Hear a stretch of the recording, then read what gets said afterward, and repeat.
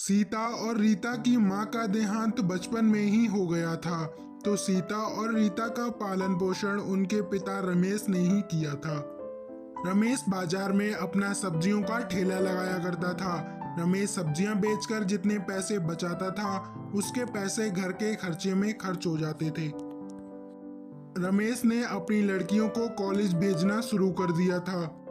पिताजी, मैंने आपके लिए खाना बनाकर तैयार कर दिया है। जब आप काम पर जाओ तो खाना खा लेना।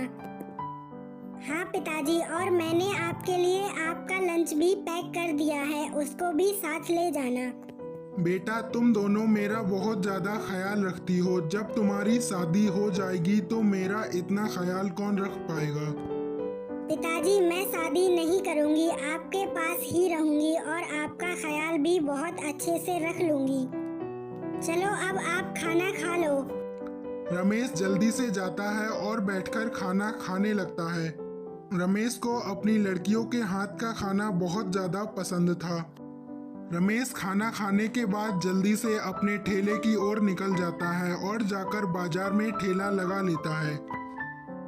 रमेश भैया, सब्जियां किस रेट में बेच रहे हो? मैंने सुना है कि सब्जियां आज बहुत ज्यादा सस्ती हो गई हैं। बेटा, आप सब्जियां ले जाओ, मैं पैसे आपको लगा दूंगा और सब्जियां आज वास्तव में बहुत ज्यादा सस्ती हो गई हैं। अच्छा रमेश भैया, ठीक है, तो आप मेरे लिए 1 किलो प्याज और 1 किलो बैगन पैक कर दो। रमेश ने जल्दी से अपने ग्राहक को अपनी सब्जियां बेच दी और जैसे ही शाम हुई रमेश घर वापस लौट आया। बेटा, मुझे आज अचानक से शहर जाना पड़ रहा है क्योंकि मेरा एक काम है और मैं कल सुबह तक घर वापस आ जाऊंगा, तो तुम दोनों अपना ख्याल रखना। ठीक है पिताजी, कल आप जल्दी वापस आना, हम दोनों आज अपना ख्याल रख लेंगे। इतना कहने के बाद रमेश शहर की ओर निकल जाता है। रीता, घर में कुछ पाव और थोड़ी सी भाजी रखी है, क्या मैं तेरे लिए पाव भाजी बना दूं? अब तुम्हें तो भूख भी लग रही होगी। सीता जल्दी से किचन में जाती है और जाकर पाव भाजी बनाना शुरू कर देती है, लेकिन सीता को पता नहीं था कि रीता को पाव भाजी पसंद नहीं आती। रीता, मैंने तेरे लिए देख कितनी स्वादिष्ट पाव भाजी बनाई है, अब तू पाव भाजी खा ले। रीता, अगर तेरा पाव भाजी खाने का मन नहीं है तो मैं तेरे लिए आज एक नई डिश बना देती हूँ। सीता दोबारा से रसोई घर में जाती है और जाकर चिली पनीर बनाना शुरू कर देती है। रीता देख, मैंने तेरे लिए आज नई डिश बनाई है, इसे चिली पनीर बोलते हैं। जल्द खाकर बता ये कितना टेस्टी बना है। दीदी, मुझे तो लग रहा है कि आप मुझ पर कोई एक्सपेरिमेंट कर रही हो, क्योंकि आपने कभी पहले चिली पनीर नहीं बनाया। नहीं रीता, ऐसी कोई भी बात नहीं है, तू जल्दी से खाकर बता कि चिली पनीर कैसा बना है।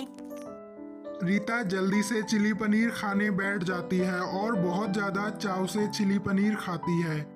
सीता दीदी, आपने तो बहुत ज्यादा स्वादिष्ट चिली पनीर बनाया था, आपने चिली पनीर बनाना कहाँ सीखा? मैं तो कहती हूँ बाजार में आप अपना एक रेस्टोरेंट खोल लो।